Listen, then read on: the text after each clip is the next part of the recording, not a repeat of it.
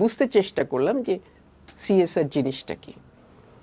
তো professor ফ্রেডম্যান doctrine অনুযায়ী there is one and only one social responsibility of business is যে আপনি এটা রিসোর্সেসকে এবং এমনভাবে ইউজ করবেন এবং এমন সব অ্যাক্টিভিটিস আপনি এনগেজ থাকবেন যেটা প্রফিট তৈরি করে, এবং সেইখান থেকে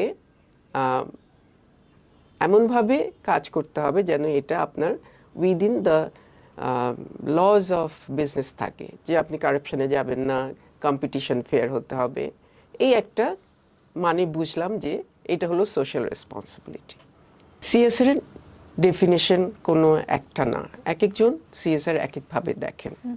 কেউ হয়তো 3 বটম লাইন মডেলটা ফলো করেন, যেখানে প্ল্যানেট, পিপল অ্যান্ড প্রফিট। আর আমি যখন বুঝলাম যে সিএসআর কনসেপ্টে কিন্তু included in the concept of sustainability. Sustainability বলতেও আমরা বুঝি এনভায়রনমেন্টাল, সোশ্যাল অ্যান্ড ইকোনমিক বেনিফিটে বিজনেস করা।